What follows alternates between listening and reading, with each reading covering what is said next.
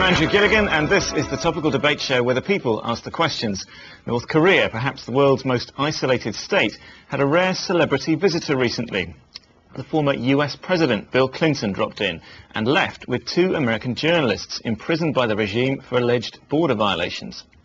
But taking Americans captive isn't all North Korea's been doing. In April, Pyongyang launched a long-range missile. Then it quit international talks aimed at stopping its nuclear program. Then it claimed to have tested a nuclear bomb as powerful as the one that destroyed Hiroshima.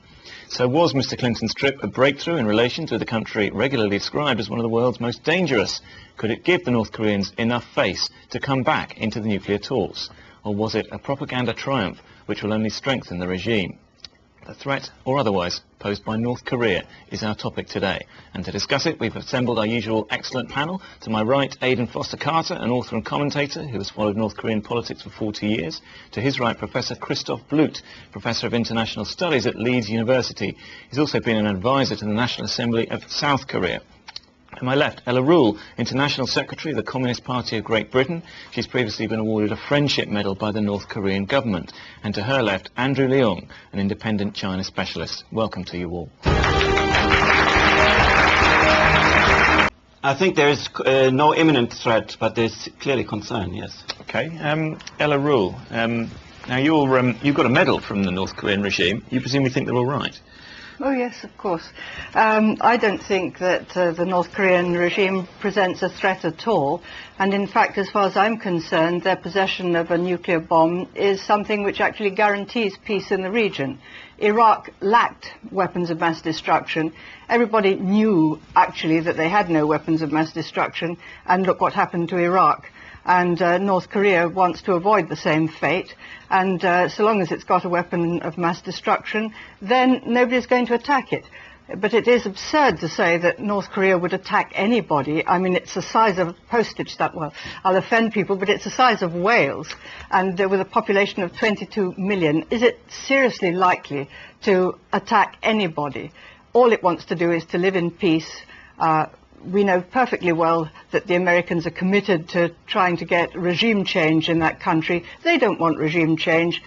They don't want people invading them to bring about regime change. They don't want a velvet revolution or colour revolution to bring about regime change. They just want to live in peace. I'm right in saying, though, aren't I, that North Korea wants regime change in South Korea. It wants to reunify the Korean peninsula on its terms. You're actually wrong in saying that, because for very many years, I mean right back, ever since Korea has been divided, the North Korean regime has been putting forward proposals for reunification on an independent basis. Okay, so say it decided to use those nuclear weapons to threaten South Korea and say, if you don't agree to join up with us, we're going to bomb you. Well, that would be ridiculous. They'd be poisoning themselves. Of course they won't do that. But that's a potential threat, isn't it? No, it's ridiculous. Only idiots would do that. They're not idiots. Okay. Andrew Leong. Way for a small country to behave. Everybody, no one wants to overthrow them anymore. Everybody wants them to come in from the cold. They're in 6-party talks, China, Russia, and so forth, and they just, they walk away, and they just. What do you do with them? Very difficult. Ella, what should happen? Do you think things are going right as they are? Does there not to be not to be that much change? No, of course they're not going right. Korea's problem arises from the fact that it doesn't have oil, and in order to have a modern industry and a modern agriculture, you need to have oil.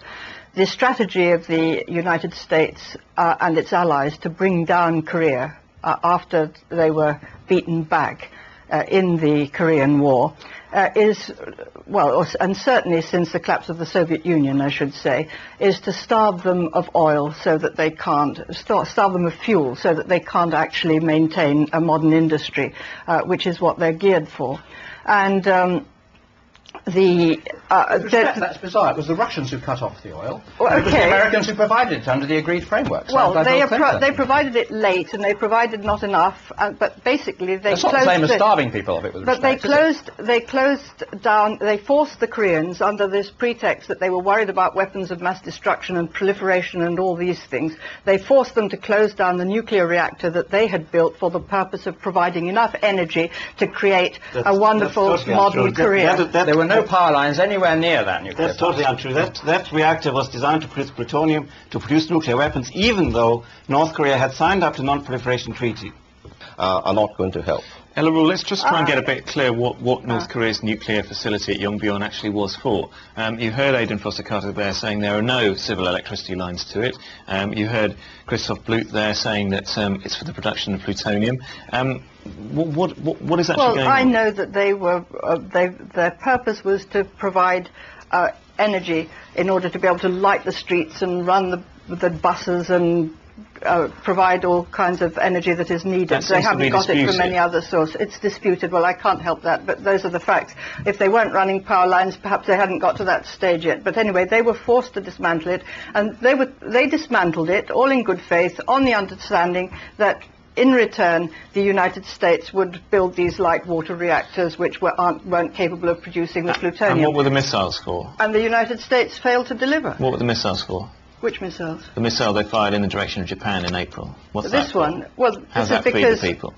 No, they are showing and demonstrating to the world, in order to maintain the peace, that they are able to defend themselves. So don't even think about touching them, because they will defend themselves. They've got an army of 1 million people. Ordinary people, everybody, gets military training and has access to 10 weapons. years, actually, yeah, it's a long time. Now, if you're an unpopular regime, one thing you don't do is give all your people military training. It would be a bit dangerous. OK, let's go on to another question on this theme, actually. It's from Isaac Dyerwood. I hope I've said that correctly.